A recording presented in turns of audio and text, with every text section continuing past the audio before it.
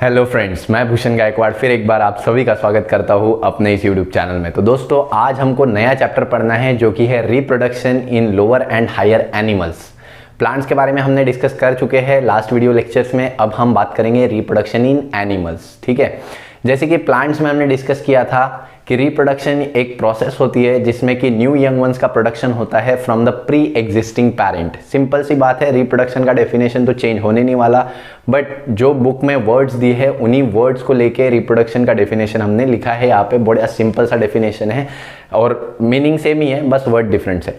तो basically the biological process of formation of new life from the pre existing life. तो ये biological process simple सी बात है कि एक लिविंग ऑर्गेनिजम्स में होने वाला प्रोसेस है जिसमें कि न्यू लाइफ का फॉर्मेशन होता है, न्यू यंग वंस का फॉर्मेशन होता है from the pre existing life और प्री एग्जिस्टिंग पेरेंट। तो सिमिलर सी बात है, the reproduction is taking place to formation of new young ones from the pre existing parent. ठीक है, अब रिप्रोडक्शन हमें पता है कि कंटिन्यूटी ऑफ स्पीसीज और कंटिन्यूएशन ऑफ लाइफ में हेल्प करता है। जो स्पीसीज की कंटिन्यूटी होती है जनरेशन आफ्टर जनरेशन, या लाइफ की जो कंटिन्यूटी होती है जनरेशन आफ्टर जनरेशन, उसको कंटिन्यू करने का काम जो होता है वो रिप्रोडक्शन का होता है। और यही एक बेसिक और स्पेसिफिक सिग्निफिकेंस होता है रिप्रोडक्शन का। सबसे पहले बात कर लेते हैं रिप्रोडक्शन की डिफरेंट मेथड्स के बारे में। जैसे हमने प्लांट्स में डिस्कस किया था, रिप्रोडक्शन 2 मेथड से होता है प्लांट्स में, वैसे ही एनिमल्स में भी रिप्रोडक्शन जो है वो 2 मेथड्स में होता है। The one is asexual reproduction and the other is by sexual reproduction. ठीक है, तो सबसे पहले हम डिस्कस करेंगे असेक्सुअल रिप्रोडक्शन को, then we will move towards the sexual reproduction. बात करते हैं असेक्सुअल रिप्रोडक्शन की, तो उसमें हम बोलते हैं कि जो गमिट्स है उनके फ्यूजन के बिना जब रिप्रोडक्शन होता है, without the fusion of gamete और विदाउट फर्टिलाइजेशन जब रिप्रोडक्शन होगा, then this kind of reproduction is called as asexual reproduction. The reproduction without fusion of gametes और without fertilization। ठीक है, जब 2 गमिट्स एक दूसरे के साथ फ्यूज होते हैं, जाइगोट बनता है और जाइगोट से एम्ब्रियो बनता है और फिर उससे एक नया एनिमल या प्लांट बनता है। सिंपल सी बात है। तो ऐसा रिप्रोडक्शन को हम सेक्सुअल रिप्रोडक्शन बोलते हैं, बट यहाँ पे सेक्सुअल रिप्रोडक्शन नहीं हो रहा, असेक्सुअल रिप्रोडक्शन की हम बात कर रहे हैं। तो ऐसे में जो रिप्रोडक्शन में गमिट्स का फ्यूजन नहीं होगा, फर्टिलाइजेशन नहीं होगा, स्टिल नया इंडिविजुअल फॉर्म होगा, then this reproduction is called as asexual reproduction. अब क्योंकि गमिट असेक्सुअल रिप्रोडक्शन में हम देखते हैं गमिट्स का कोई रोल ही नहीं होता। अब गमिट्स का कोई रोल ही नहीं है तो गमिट फॉर्मेशन यहाँ पे इन्वॉल्व नहीं होता, मतलब यहाँ पे मियोसिस और गमिटोजेनेसिस यानी formation of गमिट, it does not involve the meiosis और गमिटोजेनेसिस। तो गमिटोजेनेसिस इन्वॉल्व नहीं होता और ना मियोसिस इन्वॉल्व होता है। हमें पता है कि मियोसिस से ही गमिट्स फॉर्म होते हैं। मियोसिस यानी एक सेल जो है वो 4 सेल में डिवाइड होता है, एक डिप्लॉइड सेल 4 हैप्लॉइड सेल में डिवाइड होता है, उस डिवीजन को हम मियोसिस बोलते हैं। और ये जो 4 हैप्लॉइड सेल होते हैं ये आगे जाके गमिट प्रोड्यूस करते हैं, यानी गमिट बनते हैं, मेल गमिट या फीमेल गमिट। तो बेसिक सी बात है कि इसमें असेक्सुअल रिप्रोडक्शन में क्योंकि गमिट्स या फर्टिलाइजेशन का कोई रोल ही नहीं है, तो यहाँ पे मियोसिस और गमिटोजेनेसिस का भी कोई इन्वॉल्वमेंट नहीं होगा। तो basically the asexual reproduction is a reproduction without fusion of gametes or fertilization. There is still formation of new animal is called as asexual reproduction. It does not involve the gametogenesis, it does not involve the meiosis. ठीक है, and it is the most common method in the lower animals. Higher animals में asexual reproduction show नहीं होता, सिर्फ कुछ lower animals जैसे कि invertebrates, इन्हीं में जो asexual reproduction है वो show होता है। Next, ये uniparental होता है। Again सिंपल सी बात है, सिंगल पेरेंट इस रिप्रोडक्शन को कैरी आउट करता है। यहाँ पे 2 different sexes, 2 different parent involve नहीं होते। तो सिंगल पेरेंट होता है मतलब यूनी पेरेंटल होता है, a single organism responsible for production of offspring और प्रोजेनी। ठीक है, सो द ऑफस्प्रिंग और progeny it is genetically identical to that of the parent. तो क्योंकि 100% डीएनए जो है वो पेरेंट का एज इट इज ऑफस्प्रिंग में जाता है, तो ऑफस्प्रिंग और पेरेंट का डीएनए 100% सिमिलर है, मतलब वो जेनेटिकली आइडेंटिकल है। और ऐसे जेनेटिकली आइडेंटिकल इंडिविजुअल्स को हम क्या बोलते हैं? Clones. So they are called as clones. तो ये था असेक्सुअल रिप्रोडक्शन के बारे में इंट्रोडक्शन। आई होप आपको यहाँ पे कोई भी डाउट या डिफिकल्टी नहीं होगी। अगर कुछ डाउट डिफिकल्टी होती है तो कमेंट सेक्शन में मुझे पूछ लेना। नेक्स्ट हम बढ़ते हैं टाइप्स ऑफ असेक्सुअल रिप्रोडक्शन के बारे में। टाइप्स ऑफ असेक्सुअल रिप्रोडक्शन में हम डिफरेंट टाइप्स डिस्कस करेंगे, जिसमें कि सबसे पहला तो जिम्यूल फॉर्मेशन, फिर बडिंग और फिर रीजनरेशन। ठीक है, तो बात करते हैं सबसे पहले जिम्यूल फॉर्मेशन के बारे में। तो ये जो टाइप ऑफ असेक्सुअल रिप्रोडक्शन है जिम्यूल फॉर्मेशन, ये सिर्फ और सिर्फ स्पॉन्जेस में देखा जाता है। स्पॉन्जेस सबसे लोअर एनिमल्स में आते हैं, जो कि हम जब किंगडम एनिमलिया पढ़ते हैं तो सबसे पहला फाइलम, सबसे लोअर मोस्ट फाइलम जो है एनिमल किंगडम में डेवलप हुआ वो बेसिकली क्या है, बेसिकली पोरीफेरा। तो पोरीफेरा जिनकी बॉडी में पोर्स होते हैं और इनको हम स्पॉन्जेस के नाम से जानते हैं। तो स्पॉन्जेस के अंदर, बॉडी के अंदर कुछ इंटरनल बड्स डेवलप होते हैं और उन्हीं बड्स को हम क्या बोलते हैं, लाइक जिम्यूल। ठीक है, so gemmule is an internal buds formed in a sponges. Sponges के ही बॉडी में इंटरनल बड्स का फॉर्मेशन होता है, उन्हीं को हम बोलते हैं जिम्यूल। और बड हमें पता है, bud is a part of animal और प्लांट जो कि एक न्यू प्लांट या एनिमल फॉर्मेशन करने की काबिलियत रखता है। It is capable of formation of new animal और न्यू प्लांट। ठीक है, तो gemmule is a internal bud in sponges. अब स्पॉन्जेस क्योंकि एनिमल्स में आते हैं तो it is responsible for formation of new animal. It includes the mass of dormant cell called as archaeocytes. अगर आप यहाँ पे ये डायग्राम देख रहे होंगे तो इसमें देखो कि जिम्यूल जो है, ये जिम्यूल पूरा डायग्राम है और जिम्यूल के अंदर ये जो रेड कलर के स्पोर्स, ये जो सेल हमें दिख रहे हैं, दिस सेल्स आर आर्कियोसाइट्स। और आर्कियोसाइट्स ये जो सेल होते हैं, this are nothing but the cell which can be develop into any cell type. ये ऐसे सेल होते हैं जो किसी भी सेल टाइप में आगे जाके डिफरेंशिएट हो सकते हैं, कन्वर्ट हो सकते हैं। तो बेसिकली आर्कियोसाइट इसके अंदर होते हैं।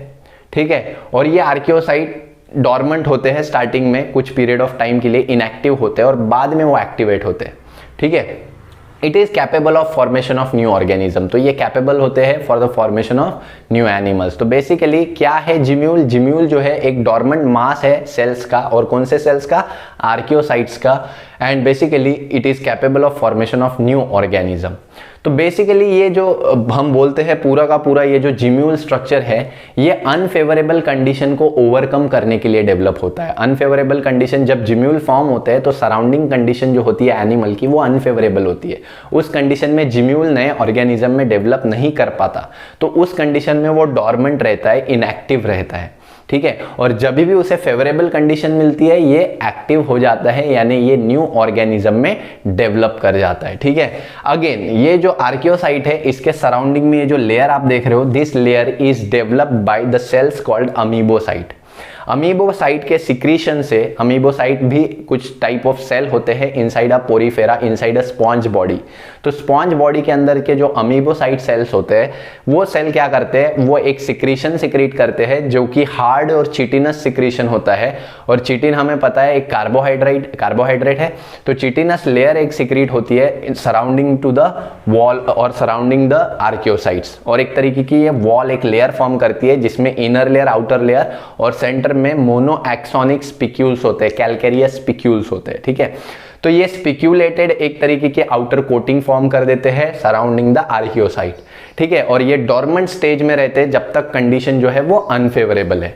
और जिस टाइम कंडीशन फेवरेबल होती है, whenever it gets a favourable condition of proper temperature, proper humidity, proper nutrition, then this gemmule will develop into a new sponge और न्यू एनिमल। तो तब जब इट फॉर्म्स, इट जनरली हमें पता है it forms to overcome the unfavourable condition. Gemmule कब form होते हैं? जब उनको अनफेवरेबल कंडीशन को ओवरकम करना है, and after getting a favourable condition it will develop into a new animal.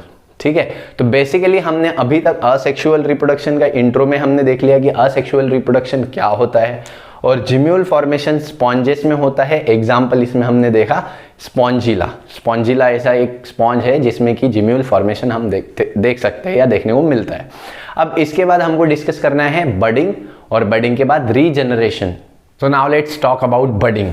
Budding की अगर हम बात करते हैं तो ये जो प्रोसेस होती है ये प्लांट्स में भी हमने देखा था, बट एनिमल्स में भी ये होती है, बट थोड़ी अलग होती है।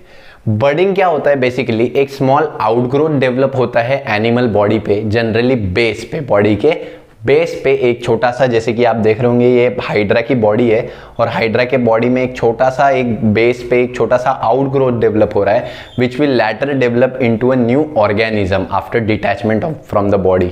ठीक है, उसी को हम बोलते हैं बडिंग। तो बडिंग क्या है? A small outgrowth develop on the base of the body which develop as a bud. तो आगे ये डेवलप होता है as a bird. After detachment it grows into a new independent और इंडिविजुअल एनिमल। तो बेसिकली एक तरीके का छोटा सा बर्ड या एक आउटग्रोथ डेवलप होती है एनिमल के बॉडी के बेस पे, आगे जाके इसी को हम बर्ड बोलते हैं और ये डिटैच होने के बाद ये डेवलप करता है as a new individual organism. Most commonly ये देखा जाता है सिलिएंट्रेट्स में, सिलिएंट्रेट जैसे कि हाइड्रा, ठीक है, जो कॉलोनियल फॉर्म में रहते हैं बेसिकली। और ये हाइड्रा का बहुत ही कॉमन एग्जांपल है कि हाइड्रा में बडिंग बहुत ही कॉमनली शो होती है। तो हाइड्रा में आप देख सकते हैं डायग्राम में कि इसके बेस पे एक छोटा सा आउटग्रोथ, एक छोटा सा बड डेवलप हुआ है और यही बड आगे जाके डिटैच हो जाता है बॉडी से और ये बड आगे जाके एक न्यू इंडिपेंडेंट इंडिविजुअल हाइड्रा में डेवलप करता है। नेक्स्ट हम बात करते हैं रीजनरेशन के बारे में। तो रीजनरेशन हम देखते हैं ज्यादातर एनिमल्स या प्लांट जो भी रीजनरेशन शो करते हैं वो रीजनरेशन जो है as a repair mechanism show करते हैं। इवन ह्यूमन बींग्स में भी रीजनरेशन होता है। हमारा एक ऑर्गन होता है लीवर जो कि रीजनरेशन शो करता है। जब भी कोई भी बॉडी पार्ट एनिमल का या प्लांट का जब डीजनरेट हो जाता है या किसी तरीके से इंजर्ड हो जाता है तो बॉडी उसे रीजनरेट करती है। ठीक है, तो ये एक तरीके का रिपेयर मैकेनिज्म होता है। लेकिन कुछ एनिमल में क्या होता है कि वो एक अगर उनकी बॉडी के दो हिस्से कर दिए जाए, दो पार्ट, दो फ्रैगमेंट्स कर दिए जाए तो हर फ्रैगमेंट एक नए ऑर्गेनिज्म में ग्रो करता है। उसी को हम असेक्सुअल रिप्रोडक्शन बोल सकते हैं बाय रीजनरेशन। तो यही असेक्सुअल रिप्रोडक्शन हमें प्लेनेरिया में देखने को मिलता है। प्लेनेरिया जो फ्लैट वर्म्स होते हैं उनकी बॉडी के अगर दो हिस्से कर दिए जाए तो हर हिस्सा एक नए ऑर्गेनिज्म में डेवलप होता है। ठीक है, तो इसका बेसिकली डेफिनेशन क्या है? A formation of new individual by regeneration. जब भी कोई नया इंडिविजुअल फॉर्म होगा by regeneration then such asexual reproduction is known as the reproduction by regeneration। ठीक है, नेक्स्ट एग्जांपल हम इसमें देखते हैं प्लेनेरिया आता है और ज्यादातर ये कौन से एनिमल्स में होता है? बोला हमने रीजनरेशन ज्यादातर एनिमल्स में जो होता है वो एज अ रिपेयर मैकेनिज्म होता है। In most organism regeneration is used as a repair mechanism. ठीक है, तो including human beings, human beings में भी रीजनरेशन रिपेयर मैकेनिज्म के तरह ही होता है बट उससे दो नए इंडिविजुअल फॉर्म नहीं होते। But in some organism like planaria, if we fragmentize that organism, if we cut the organism into 2 parts or 3 parts, then every part will regenerate a whole body। Her part उसका एक पूरी body regenerate करेगा और ऐसे एक part से एक animal बनेगा और दूसरे पार्ट से दूसरा। जैसे कि इस डायग्राम में हम देख रहे हैं प्लेनेरिया को हमने सेंटर से कट कर दिया है तो इसके दो पार्ट डेवलप हो गए। अब एक जो पार्ट है हेड पार्ट वो टेल पार्ट को डेवलप कर रहा है और जो टेल पार्ट है वो हेड पार्ट को डेवलप कर रहा है। इस तरीके से फ्रैगमेंटेशन के मेथड से प्लेनेरिया जो है वो रिप्रोड्यूस करता है। फ्रैगमेंटेशन का मतलब ही रीजनरेशन हम यहाँ पे बोल सकते हैं। तो रीजनरेशन फ्रैगमेंटेशन के मेथड से जब रिप्रोडक्शन होता है then this kind of reproduction is known as the asexual reproduction by regeneration. अब हम यहाँ पे बात करेंगे आगे, ये लेक्चर में आज के लिए इतना ही। आगे के लेक्चर में हम बात करेंगे सेक्सुअल रिप्रोडक्शन के बारे में और ह्यूमन रिप्रोडक्शन के बारे में। आई होप आपको वीडियो लेक्चर जो है वो समझ में आ चुका होगा। कोई भी अगर डाउट या क्वेरीज होती है तो मुझे कमेंट बॉक्स में पूछिए, मैं उसके सवालों के जवाब जो है वो डेफिनेटली दूंगा। तो तब तक के लिए thank you very much. Channel को शेयर कर दीजिए, सब्सक्राइब कर दीजिए और वीडियोस को लाइक कर दीजिए। Thank you very much.